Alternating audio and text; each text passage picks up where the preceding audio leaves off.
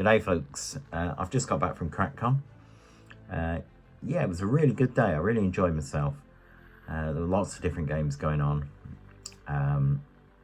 My game that I mostly was taking part in was the English Civil War. I was on the Royalist side, and they gave me the heavy cavalry on the left flank. So apologies to the guy that I was playing across from, or the two guys. Yeah, I've always been quite lucky when it comes to rolling dice.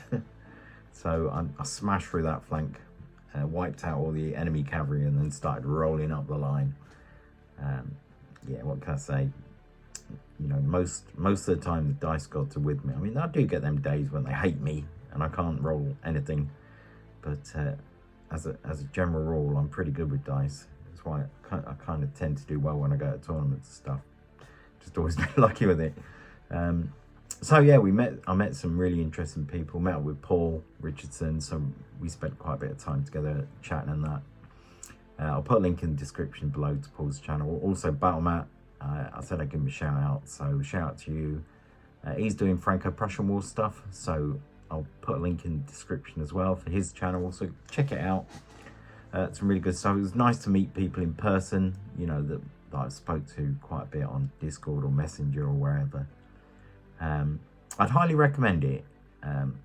If you can get the chance to go, it's definitely worth going.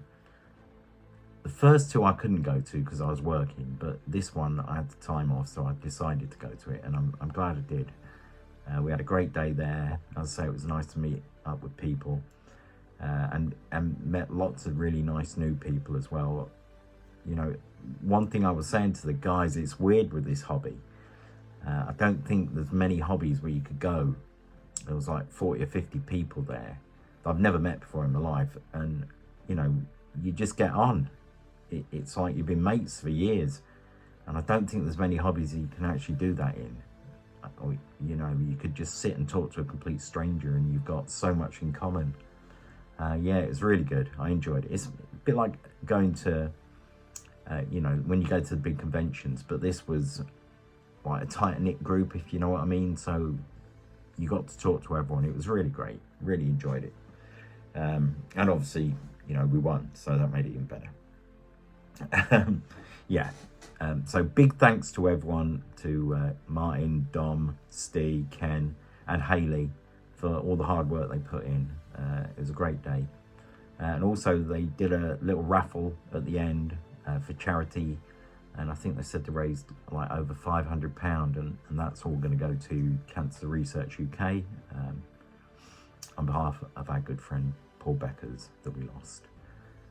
So that was a really nice touch as well. So thanks guys, that was fantastic. Really good day, great. And thanks to everyone else I spoke to. You know, really enjoyed the day. Made it very special. Anyway, also, my good friend David Farrell has sent me an early Christmas present.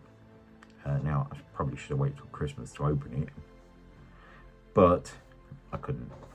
And he's got me these. French Old Guard and Middle Guard. Oh, Middle Guard and Old Guard. Okay, right. So you get quite a lot in this box. All your Old Guard figures. You get some 12-pounders and some Engineers and Marines, and then you know, commanders. You do some head swaps with these guys, and it will give you some different commanders rather than them all the same. So thank you very much, David. I really do appreciate this. I am going to have to get another one because I'm doing 3 stands to a base for my French. They're in lines of 3, which would be more historically accurate.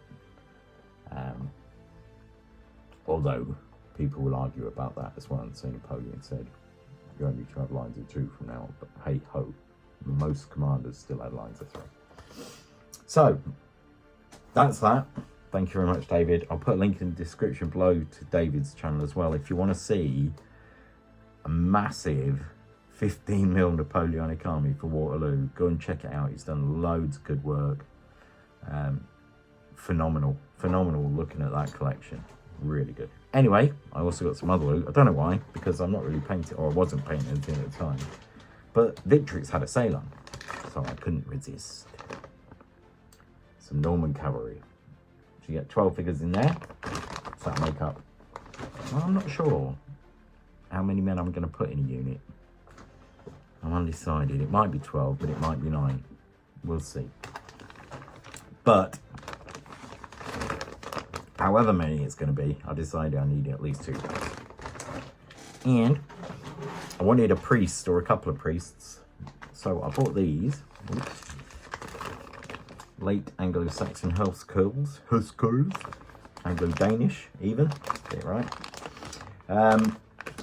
So you get a couple of priest figures in here, and the armour and weaponry and everything's not too dissimilar to the Normans, so I reckon I'll be able to sneak them in. Or they could be the start of a Saxon army. But if I do sneak them in to my Normans, don't tell anyone, because nobody does know this. Right, that's that. So where am I with my painting? So I'm doing these lifeguards. I don't think that's going to show up very well. Anyway. Tell you what, let me turn the camera around. Nearly forgot. So, Crackcon, we got a little goodie bag. And I've got a sprue of Zulus, which I'm quite pleased with, because I've always wanted to paint some Zulus. And every time I look at, you know, the Warlord site and that, and I think, well, should I get some? But, so now I've got a sprue, which is just enough for me to see how I like them or not. I then got a 3D printed Marshal Ney. Very nice. And then somehow I've ended up with 2. I was supposed to have 1. Sorry. But I've got a 3D printed Napoleon as well. So I will probably head swap Napoleon, because I've got 2 Napoleons already. But it'll come in very handy as an extra generic French commander. So that was nice. So that was in the goodie bag. And then on top of that I got some Geek Gaming Cynics Scrublands to finish off basically my Austrians. And then I got a couple of strong tone inks, because you can never have enough of that. And not that, some matte varnish. And what I tend to do now, because I've had so many problems with strong tone ink coming up shiny when I go to apply it now, I'll put matte varnish in beforehand so it finishes dull. Oh, and I got a little PCP dice. So yeah, anyway, I just wanted to show you what I got in the goodie bag. Yeah, it was, as I said before, it was a great day. We all went out for a curry afterwards and had a few beers, and it was really nice. Anyway, back to my painting miniatures now. So, where was I? Yes, very quickly. The lifeguards. So I thought I'd finish these, and I thought I'd just have a quick look on Mount St. John website, make sure I got everything right, and it turns out I hadn't. They should have had buff gloves and buff cross straps, and also the saddle blanket should be grey. So I've put a coat of orange ochre, not orange ochre, German camo orange ochre over the white strapping, and I'm going to highlight that with buff. And then I'll repaint the saddle blankets. I think I got them mixed up with my dragoons, because when I initially painted these, because I was painting 2 units at the same time, I obviously confused myself. So I did initially have these cross straps and gloves in buff, and I changed them to white. Luckily, before I'd paint them buff, I painted a couple of gloves, but that was about it. So I got them right at least. So that's where I'm at with that. Me Austrians, I just added some grey to the trousers, that's it. So that's where I'm at with my painting. Hopefully I'll get these done this week. Well, I've got to do the crossbows, and then I missed them. Annoying. Hopefully I'll get these done this week, and I'll do a showcase of this, all of these guys, 3 regiments I've got done. And show you them all together. So anyway, I'm waffling. I hope all your projects going well. I hope you're having a really great day. And I will catch you in the next one. Bye for now.